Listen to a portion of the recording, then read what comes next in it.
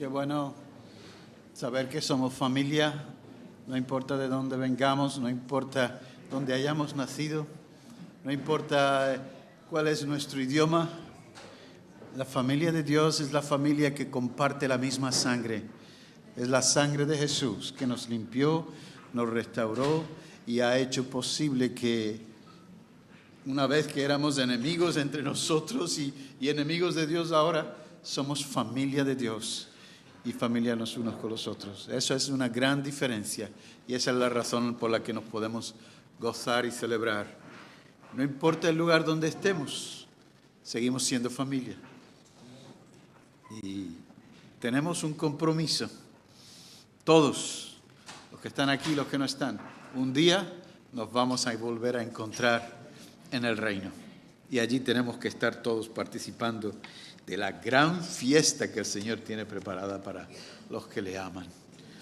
Así que nunca decimos adiós para siempre, porque no hay lugar. Nosotros tenemos un siempre con el Señor y con nosotros los unos con los otros. Bueno, pues tenía que compartir hoy, siguiendo las instrucciones del Consejo de Ancianos y de nuestro pastor, sobre mayordomía. Y claro, pues va a haber una serie de meditaciones sobre la mayordomía y de predicaciones durante este periodo de mes. Así que a mí me toca hablarles de la mayordomía y explicar un poquito qué es eso. La palabra mayordomo procede del latín mayor y dominus, que literalmente quiere decir el mayor o el principal de la casa, la persona que se encargaba. Era el criado principal a cuyo cargo estaba el gobierno económico de una casa o de una hacienda. Y de ahí deriva el concepto de mayordomo, de aquel que cuidaba y administraba la finca o administraba la casa. En el diccionario de la RAE, en la cuarta acepción dice agente principal del propietario, es decir, el representante del propietario de la finca, de la casa, de los terrenos, del negocio. Él era el mayordomo, era la persona que administraba todo y representaba pues al dueño en todos los casos. También dice en el diccionario que era el administrador. Y nosotros tenemos en Lucas capítulo 16, en el 1 y el 12, nos dice la parábola que el Señor le cuenta a sus discípulos. Un hombre rico tenía un administrador, un mayordomo.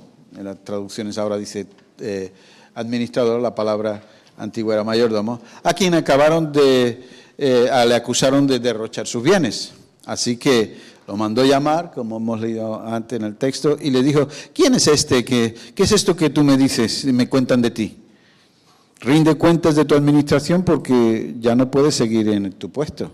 Es decir, el dueño, el Señor, pide cuentas. Dame cuentas porque me están hablando cosas de ti que no estás haciendo lo que debes hacer. Así que ríndeme cuentas. Lo cual significa que todos nosotros tenemos que rendir cuentas. ¿Cuentas pero de qué? ¿De lo que es mío? No. Porque el mayordomo no tenía nada. Tendría su sueldo, su salario, pero el mayordomo administraba los bienes de su Señor. Y nosotros tenemos que aprender la lección. Somos también administradores, mayordomos de los bienes que el Señor nos ha confiado. Pero, yo, tú, que somos mayordomos, la mayoría de las veces queremos ser los señores, no los mayordomos. Pero la verdad es que Dios nos ha confiado cosas. Y tenemos que aprender a ser buenos y fieles mayordomos de aquellas cosas que se nos ha confiado. Pero vamos a ver lo que dice la palabra de Dios, porque hay que entender quiénes somos y por qué somos mayordomos. Si miran en Primera de Pedro capítulo 2, verso 9, dice el texto el apóstol Pedro dice, pero vosotros sois linaje escogido, sacerdocio real, nación santa, pueblo que pertenece a Dios para que proclaméis las obras maravillosas de aquel que os llamó de las tinieblas a su luz admirable. De entrada nos está diciendo que somos un linaje escogido. No es que un día se te ocurrió, yo voy a ser mayordomo del Señor. No que un día se te ocurrió, bueno, pues yo me gustaría trabajar para Dios. No, Él te escogió, ven. Tú estás aquí porque el Señor tiene planes y propósitos con tu vida. No es por casualidad que estés en Alaurín de la Torre, no es por casualidad que vengas a esta congregación. El Señor tiene planes y en esos planes el Señor te ha escogido para ello.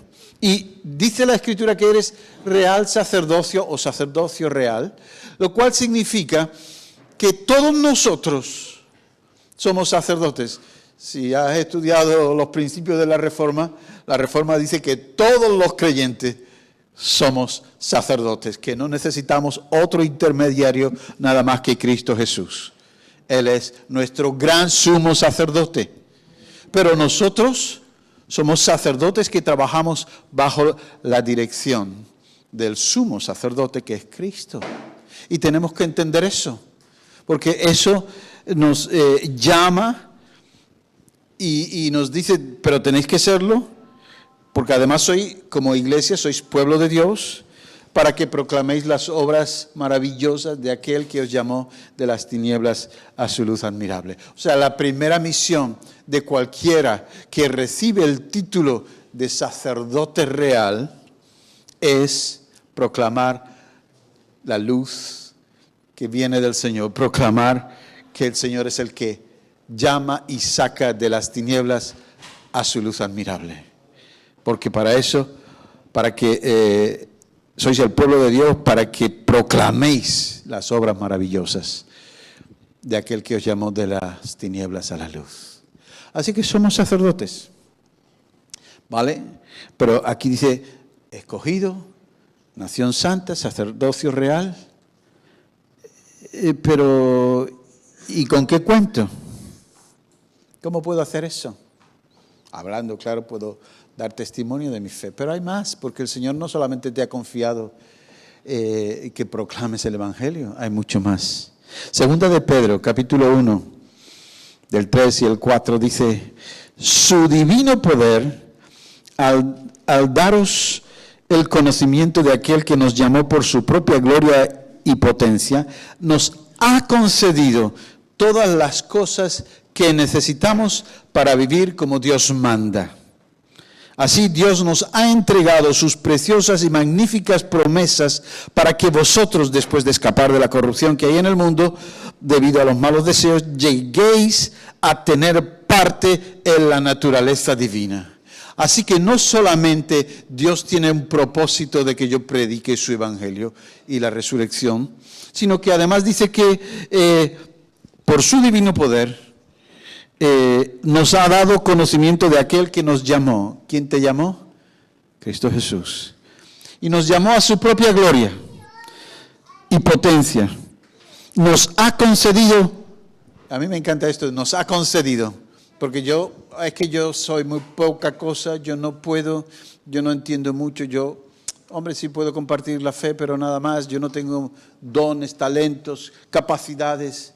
Dice, nos ha concedido todas las cosas que necesitamos. Dile al que está al lado, todo lo que necesitas Dios ya te lo ha concedido. ¿Lo crees? Todo lo que necesitas ya te lo ha dado. En Cristo Jesús hemos heredado y somos coherederos con Él. Así que si tengo todas las cosas que necesito, entonces tengo que aprender a administrarlas. Porque soy mayordomo, porque soy sacerdote del Dios Altísimo. Tengo que aprender a manejar lo que Dios me ha confiado. Porque además no es tuyo. Todo lo que tienes ha sido por gracia. Es más, en el Antiguo Testamento Dios le decía al pueblo de Israel, incluso hasta vuestras riquezas. Yo soy el que os da las fuerzas para crear las riquezas. Entonces, cuando tú vas y trabajas y ganas, el trabajo que me ha costado, esto es mío. No, porque nada es tuyo. Todo te lo ha dado Él. Es más, te lo ha dado Él y te ha ayudado a conseguirlo precisamente porque ni siquiera tú eres tu propio dueño. Tú eres de Él. Y si le perteneces a Él, lo que tú tienes también le pertenece. Y entonces me doy cuenta que soy un sacerdote real, que tengo que aprender a administrar lo que Dios me ha dado. ¿Y qué me ha dado? Todas las cosas que necesito. Eso no es fácil de entender, porque parece que siempre nos falta algo. En un sistema donde todo es despertar el interés para gastar y comprar y tener, siempre nos gustaría tener el último móvil y nos gustaría tener el nuevo ordenador y siempre estamos con falsas necesidades, pero ahí están. Y parece que nunca tenemos todo lo que queremos. Había por ahí una canción que decía: el que tiene a Cristo lo tiene todo. El rico tiene, pero no tiene nada. Y el pobre puede no tener nada, pero si tiene al Señor, que es el único tesoro, ese sí que me hace rico. Soy rico si tengo al Señor en mi vida. Soy rico si tengo además un llamado. Soy rico si soy parte del sacerdocio real. Soy rico si además el Señor me ha dado todas las cosas, me ha concedido todas las cosas que necesito. Eso es increíble. ¿Y no te has encontrado alguna vez en una situación difícil? Señor. Y ahí estaba Él.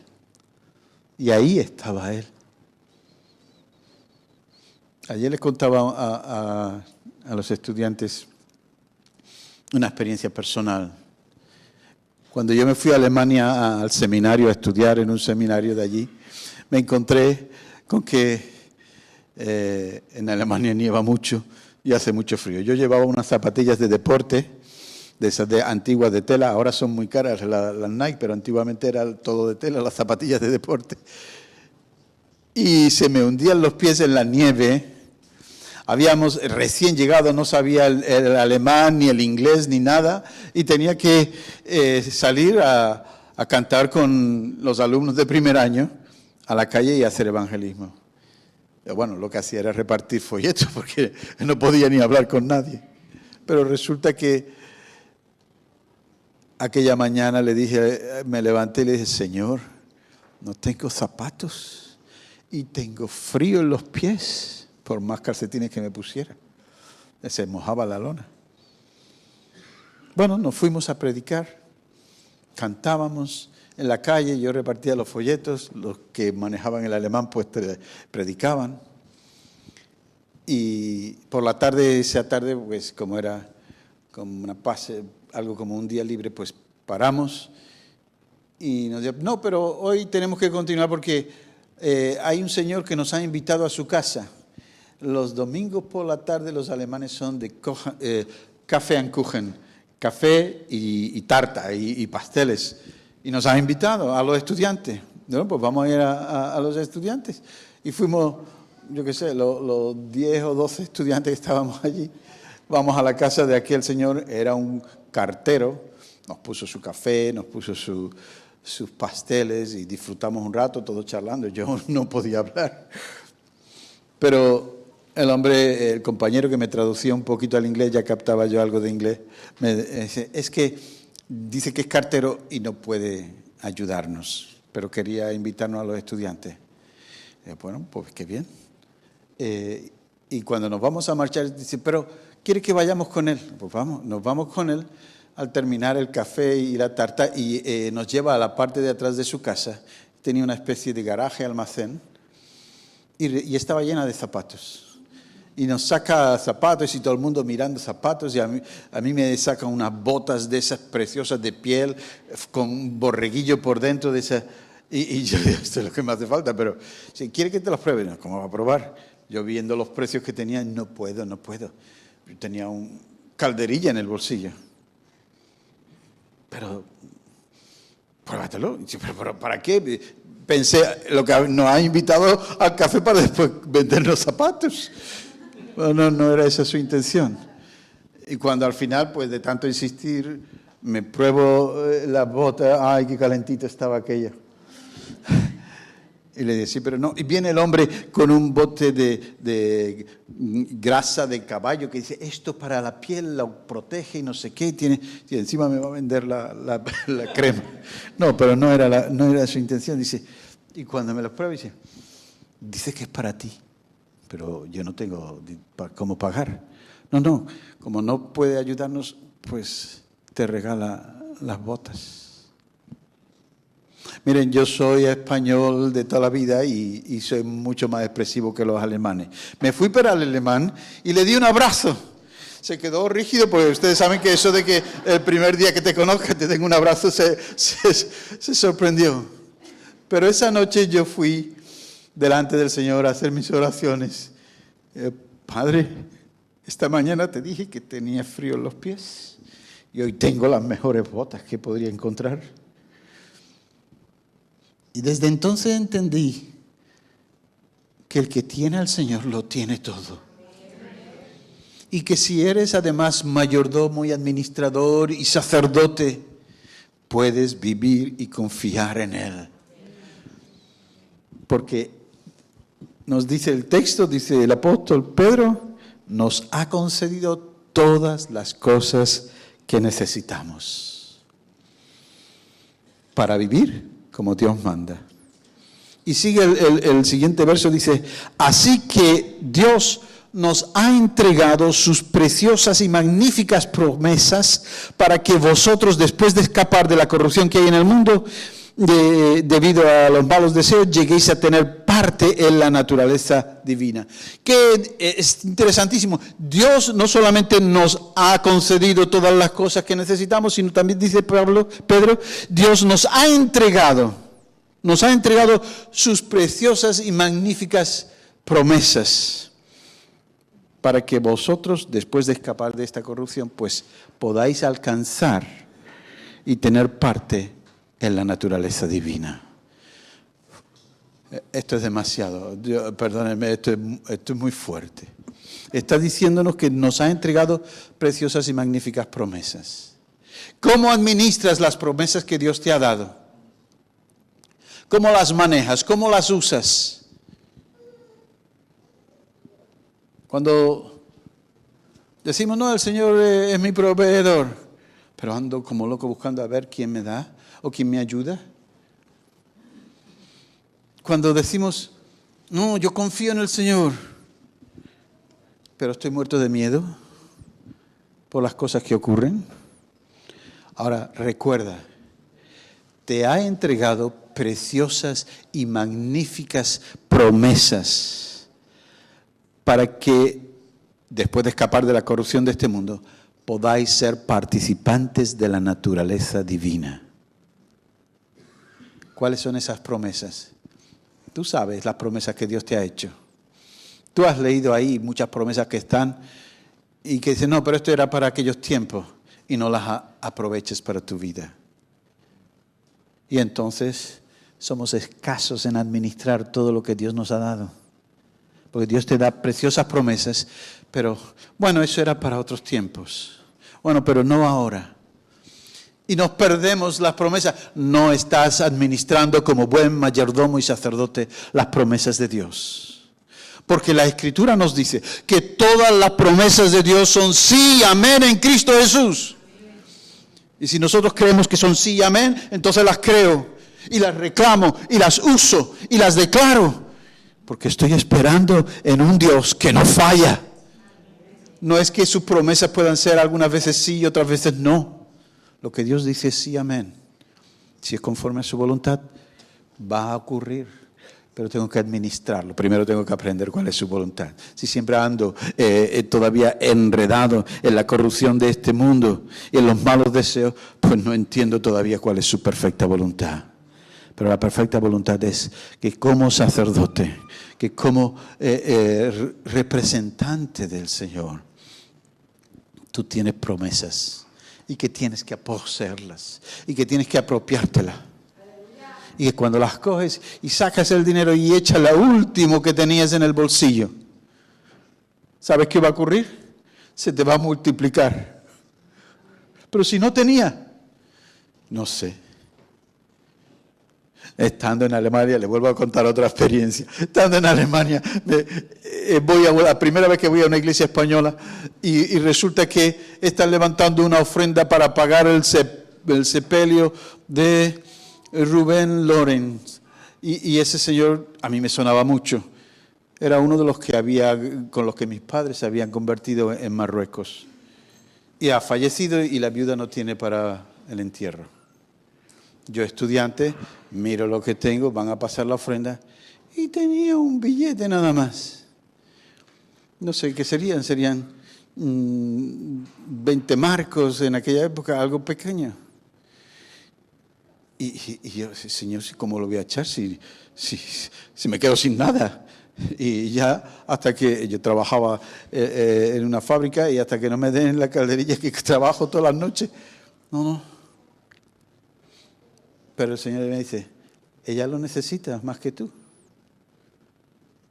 Eché los 20 marcos y no sabía ni cómo iba a volver al pueblo donde estaba el seminario. Pero alguien se me acerca y me dice, ¿te llevo? Pues muchas gracias. No sabía el favor que me estaba haciendo. Y cuando me llevan y me dejan en la puerta del seminario, me dan la mano y noto que dentro de la mano hay algo. Lo cojo, gracias, me voy para mi habitación, ya era muy tarde. Cuando miro, era 2 veces más lo que yo había echado en la ofrenda. Y uno dice, es que cuando tú confías en el Señor, puedes decir, nada me faltará. No es más rico el que más tiene. El que es rico de verdad es aquel que tiene lo que le hace falta cuando le hace falta. Yo no necesito tener 1 millón en la cuenta, sino me hace falta 1 millón. Normalmente la gente que tiene mucho dinero lo que hace es gastarlo porque se sienten incómodos. No, pero somos administradores, somos mayordomos, somos sacerdotes. Y cuando el Señor nos da, tenemos que verlo. Ahora, hay algo muy importante. Lo que nosotros administramos son promesas, son bendiciones que Dios nos da para que las compartamos con otros, porque somos sacerdotes. Y los sacerdotes lo que hacían sencillamente era ministrar en el templo. Y tenemos que aprender a ministrar. Ministrar al Señor, primeramente. Pero ¿cómo voy a ministrar yo, que como sacerdote real, como real sacerdocio? Pues puedes ministrar, dice la Escritura, porque te ha concedido todas las cosas que necesitas. Y puedes ministrar porque sus preciosas y magníficas promesas están ahí para que tú llegues a alcanzar participar en la naturaleza divina. Y esto es lo que digo yo que es tremendo, participar en la naturaleza divina. Pero si ya la Escritura dice que yo soy hijo de Dios, Dios es mi Padre, y que nací del Espíritu Santo, fuisteis concebidos por el Espíritu. Dios es mi Padre, el Espíritu Santo es mi madre. Entendamos, no existe, Dios no tiene sexo, pero estamos hablando espiritualmente. Dios Padre y Dios Madre, y entonces el Hijo de Dios es mi hermano mayor. Él es el heredero de todo. Pero también a nosotros nos ha hecho coherederos con Cristo. Por lo tanto, administrar los bienes de Dios, que no son nuestros, que son de Él, tenemos que aprender cómo lo hacían los sacerdotes. Somos coherederos con Cristo Jesús de todas las promesas de Dios. Él, Señor Jesús, es, según Hebreos, sumo sacerdote, y nosotros somos sacerdotes del sumo sacerdote, ministramos a Él. Ahora, ¿qué son todas las cosas que necesitamos y que tenemos que administrar? Pues número 18, libro de Números, capítulo 18, el versos 6, 7 y 8 dice, lo que Dios le dio a Aarón y a los sacerdotes. Número 18, 6. Porque yo he tomado a vuestros hermanos los levitas para que entre los hijos de Israel, dados a vosotros en don de Jehová, para que sirvan en el ministerio del tabernáculo de reunión. Es decir, lo que dice Pedro, habéis sido escogidos, pues Dios escogió a los hermanos levitas de Aarón para que sirvieran en el ministerio y le ayudaran. Sí, y tú y tus hijos guardaréis vuestro sacerdocio en todo lo relacionado con el altar y del velo adentro y ministraréis. Yo os he dado en don el servicio de vuestro sacerdocio. Es decir, si Dios te da en don el servicio del sacerdocio, significa que cuando Dios te llama para ser sacerdote, la familia real de sacerdotes, Él te ha dado el don. Tenemos que aprender a usar también nuestro don, porque los dones son regalos de Dios. Y aquí se nos dice, yo os he dado el don en el servicio de vuestro sacerdocio. Y el extraño que no se acercará, el extraño que se acerque morirá. Y verso 8 dijo más Jehová a Aarón, he aquí yo te he dado también el cuidado de mis ofrendas. Todas las cosas consagradas de los hijos de Israel te he dado por razón de la unción y a tus hijos por estatuto perpetuo. Te he dado todas las cosas. En el Antiguo Testamento dice, todas las cosas consagradas de los hijos de Israel te he dado. Y esta frase es muy importante. Te he dado estas cosas, todas las cosas, por causa, en otras traducciones dice, en virtud, por razón de la unción. Amados, tú quieres administrar las cosas, no tienes que empezar a buscar cuántos dones tengo, cuánta sabiduría me ha dado Dios, cuánto puedo aprovechar para dar a otros, no. Pues os la he dado en virtud de la unción que reposaba sobre los sacerdotes, sobre Aarón y sobre todos los sacerdotes. Así que cuando tú necesitas de todas las cosas de Dios para ministrar a otros o para ser ministrado tú, cuando tú necesitas de las promesas de Dios, no te las da porque te haya hecho promesas.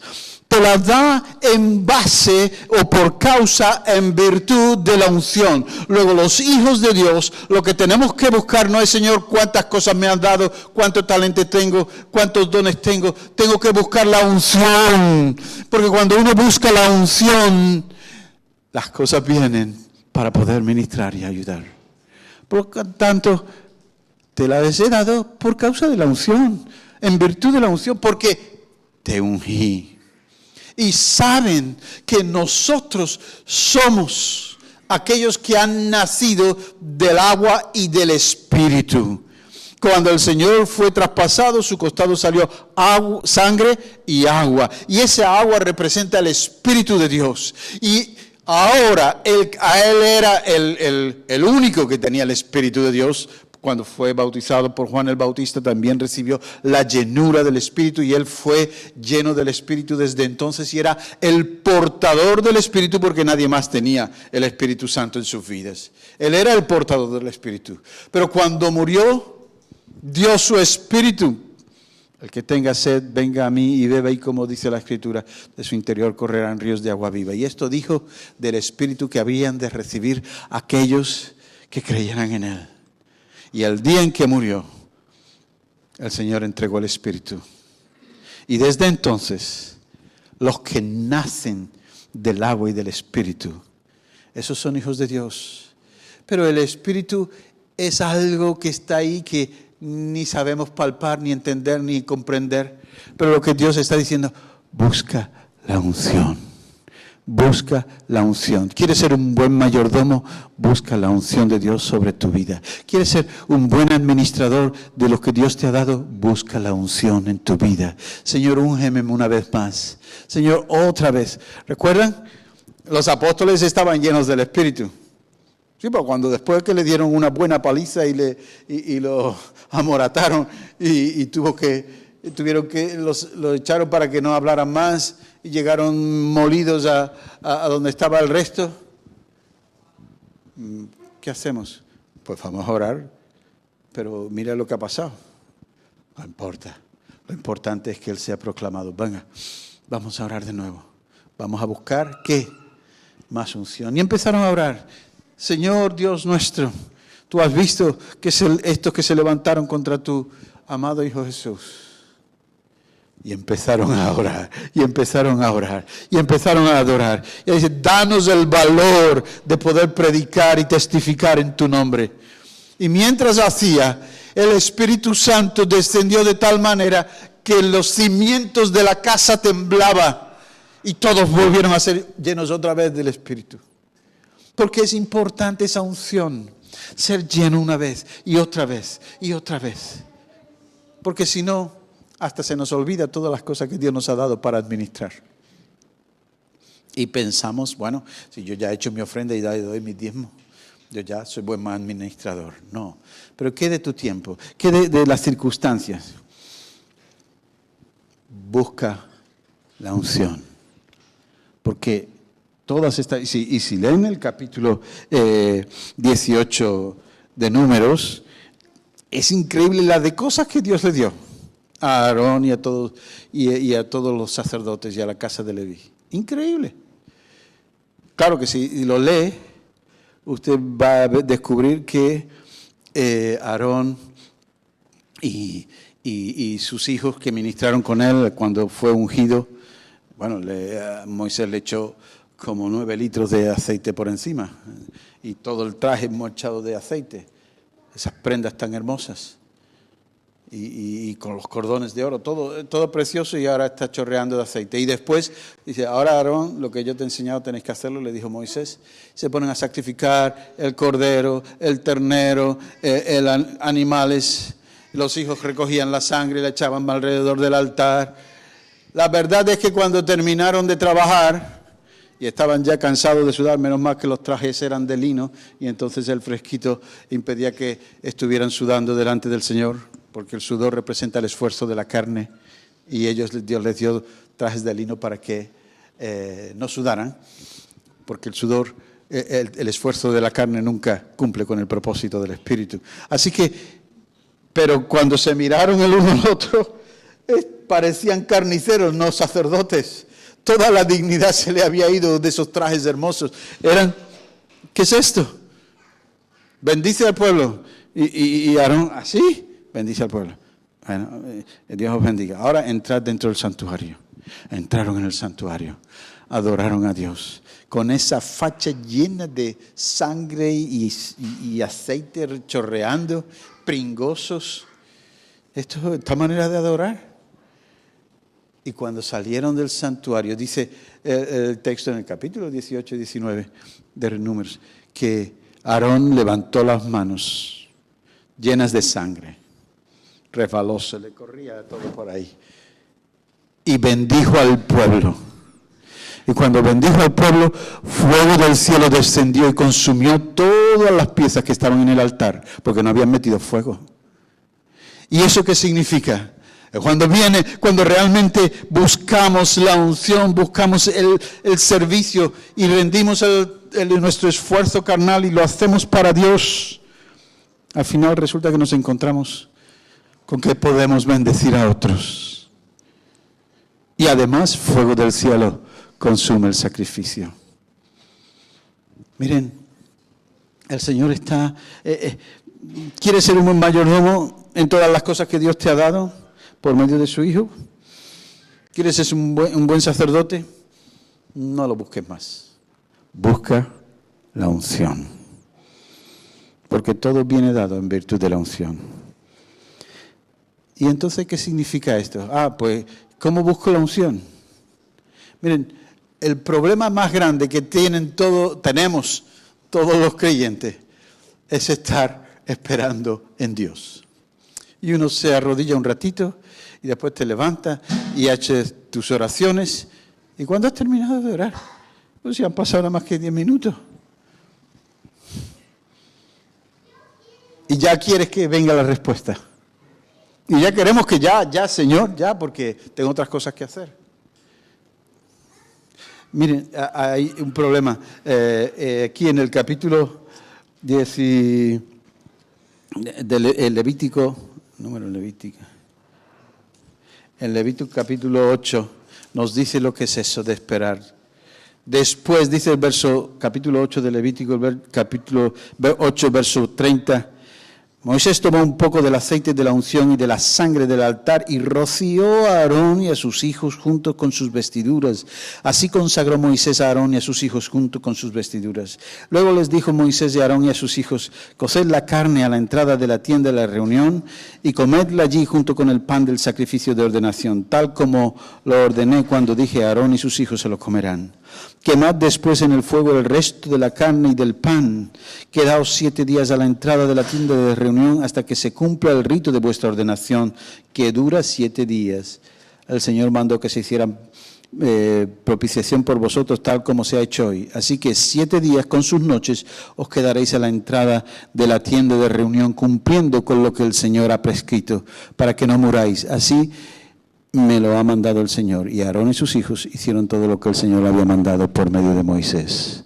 Es decir, después de haber hecho todo el trabajo, después de haber sacrificado tantos animales, después de estar totalmente hecho polvo y con toda la ropa pegada e incómodo, qué jornada más larga, vámonos a casa. No. Le dijo: tenéis que esperar en la puerta y si salís de ahí, moriréis. No podían salir del tabernáculo. Y allí se quedaron por 7 días. Y saben, lo más difícil para los creyentes es esperar en Dios. Esperar en Dios. ¿Cómo? Si ya he orado, ya he pedido 3 veces. Pablo había pedido muchas veces: Señor, quítame este problema. Y el Señor decía: tranquilo, espera, porque mi poder se perfecciona cuando tú eres débil. Cuando eres fuerte, te crees que tú lo haces todo. Entiéndanme, estuvieron 7 días y si salían, iban a morir. ¿Esperar? ¿A qué? Yo conozco gente que ha recibido el llamado. Dios me ha dicho que salga a las misiones. Al día siguiente está comprando el billete para ir a la China o a la India. No. Desde que Dios te da un llamado hasta que te envía, puede pasar mucho tiempo. Pero ese tiempo no es en balde, no es perdido, si estás permitiendo que el Señor te santifique, que el Señor trabaje en ti, que aprendas a usar todas las cosas que te ha dado para ministrarle a Él y después ministrar al mundo. Así que el tiempo, mi tiempo, tiene que ser el tiempo de Dios. Y si tengo que esperar, Señor, esperaré, porque yo sé que tú eres fiel. Y a veces tendremos que hacer como el salmista, hablarnos a nosotros mismos: alma mía, espera en el Señor, porque aún he de alabarle, salvación mía y Dios mío. Porque tenía prisa, quería ya, y él mismo, desde su espíritu, le dice a su alma: espera en Dios, estas no son las maneras, espera en Dios. Y lo peor, lo más difícil es esperar cuando estamos ansiosos, cuando queremos recibir algo más, cuando queremos ver más de Dios. Pero todo tiene su tiempo. Todo tiene su tiempo. Y mientras tanto que busco unción, úngeme, Señor, dame entendimiento, dame revelación, ayúdame a captar lo que tú quieres para poder después darlo a otros. Sé que lo que quieres es que lo dé a otros, pero primero tengo que enterarme yo bien. A veces no entendemos. Mire, el otro día le estaba hablando a un pastor presbiteriano.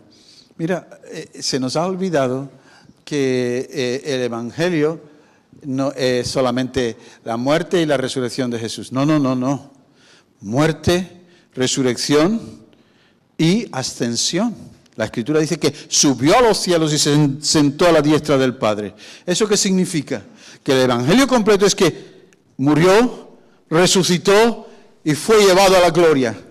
Ascendió a los cielos, abrió un camino nuevo y vivo para llegar hasta el Padre a través de su propia carne. Y ahora está sentado a la diestra del trono de la majestad de las alturas. Y por lo tanto, puedo tener conexión directa con Él.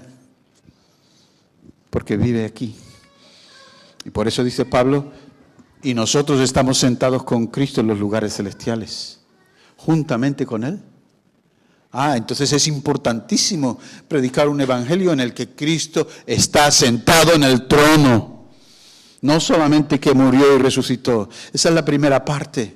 Pero la segunda parte es que Él es ahora el Kyrios, el Señor de la iglesia, la cabeza del cuerpo que es la iglesia, y nos ha dado todas las cosas que necesitamos y nos ha llamado para ser instrumentos y servirle y ser buenos administradores. Y lo primero que tenemos que aprender a administrar es nuestro tiempo. Espera en Dios, espera en Dios, espera en Dios. Deja que Dios te ministre. Y confía en Él. Y Él hará. Y cuando nosotros nos damos cuenta de esto, pues entonces las cosas cambian. Entonces podremos bendecir. Yo tenía un pastor que establecí en la ciudad de Madrid, y él decía siempre, los pastores se suben y se bajan el sueldo ellos solos. Digo, ¿qué quieres decir con eso? ¿Que se puede hacer? No. Porque como dice la Escritura, es que Dios le dio a Aarón tantas cosas por causa de la unción. Si el pastor busca unción, si el pastor se prepara y sabe buscar la unción de Dios, todas las demás cosas le van a ir llegando. La gente quiere ministros ungidos. La gente quiere hermanos que puedas acercarte y decir, échame una mano. Dice, no, una no, las dos. Esa es la iglesia. Nadie decía tener suyo propio nada de lo que tenía, sino que lo ponían a los pies de los apóstoles, administraban, eran mayordomos, eran sacerdotes del Dios Altísimo. Pero lo primero que tenemos que hacer es aprender a manejar nuestro tiempo. Y eso es, aprende a esperar en Dios. Mi tiempo no son los mismos que los del Señor. Yo estoy viviendo en un mundo que va a pasar. Estoy metido en un paréntesis que se llama tiempo. Pero un día saldré de este paréntesis que se llama tiempo y entraré en la eternidad, donde ya no hay tiempo. Y es aquí y ahora en la que yo tengo que aprender para la eternidad. Porque vamos a vivir para Él y con Él para siempre. Entonces tenemos que aprender aquí. El Señor no nos lleva con Él en el momento en que creemos. Algunos que se están muriendo, bueno, y se salva por gloria a Dios. Pero el Señor, tú recibes al Señor y te deja aquí, en medio de las mismas circunstancias que tenías antes. ¿Y qué ha cambiado? Ha cambiado algo por dentro, pero tus circunstancias siguen siendo las mismas. Cuando alguna persona dice, pero reciba al Señor y vas a prosperar, vas a crecer, te vas a hacer, tu familia va a ir maravillosamente. Y, un momento, eso no lo dice mi Evangelio. El Evangelio dice, vais a tener pruebas, vais a tener luchas, vais a tener enemigos. En el mundo tendréis aflicción, pero confiad, yo he vencido al mundo. Entonces, el verdadero evangelio es aprender a administrar lo que Dios nos ha dado. Y lo que Dios nos ha dado es sencillamente, tienes un tiempo y tu tiempo está limitado. No lo pierdas sirviendo a los demás. Sirve a Dios, busca su unción y tendrás todo lo que necesitas y además más para poder compartir con otros. Y entonces serás un buen administrador de los bienes que se te han sido confiados. Porque de todas maneras, no te olvides que un día el Señor va a decir, venid, estemos a cuentas. Vamos a hacer números. ¿Qué hiciste con las promesas que te di? Es que eso era para el antiguo pacto. No. Eso era para ti.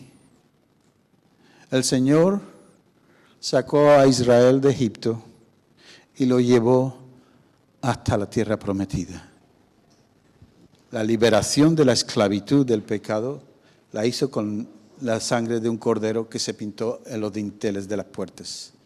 Pero cuando llegaron a la tierra que fluye leche y miel, cuando llegaron a la tierra que Dios le había prometido a sus antepasados, que les pertenecía por promesa divina, se encontraron que allí había gigantes, que allí había muros, que allí había guerra.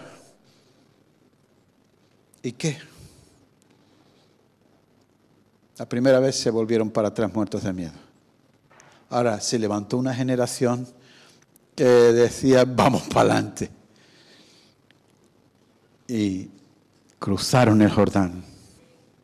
Y cuando cruzaron el Jordán, se encontraron que estaban metidos en una trampa. Detrás el río fluía otra vez de nuevo. Aunque se había secado para que ellos cruzaran, después el río no paraba de fluir.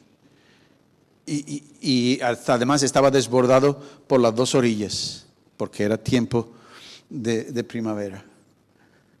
Y enfrente la ciudad de Jericó, fuerte y altamente amurallada. Luego se encontraron con que tenían que luchar. Sí, la liberación de la esclavitud del pecado viene gratuita, pero poseer las promesas de Dios hay que pelear por ellas. Y tenemos que luchar, aprender a manejar nuestro tiempo, aprender a esperar en Dios. Si no, ¿recuerdan a Jacob? No te dejaré si no me bendices. Y la bendición, ¿saben cuál fue? Que le dio así en las piernas y se quedó cojo para toda su vida. Pero esa cojera, cuando volvió apoyándose en su bordón. Y había sido transformado. Hasta su manera de andar era diferente. Porque había estado frente a frente con el ángel del Señor. Y la guerra, la lucha espiritual para poseer las promesas de Dios en Dios. Dice Pablo, somos más que vencedores. Atrévete. Reclama lo que te pertenece y ponlo al servicio del Señor. Si eres mayordomo, tienes que hacerlo. Si eres sacerdote del Dios Altísimo, tienes que hacerlo. Y descubrir todo lo que te falta por poseer para ponerlo a sus pies. Y si hay dificultades, pues claro, en este mundo tendréis aflicción, pero confiad que yo he vencido al mundo. ¿Y entonces qué hago? Busca la unción, busca la unción. Y todo lo demás viene añadido. Una unción para poder enfrentar enemigos más poderosos. Una unción para poder transformar las circunstancias. Yo creo que vale la pena luchar por ser un buen mayordomo, un buen sacerdote de aquel que nos amó tanto. Oramos y le decimos, Señor, hazme sacerdote. ¿Sí? Ayúdanos, Señor, porque somos débiles, porque no siempre está nuestra condición y nuestra actitud en sintonía con lo que tú deseas y buscas. Haznos, realmente haznos lo que dice tu palabra que somos.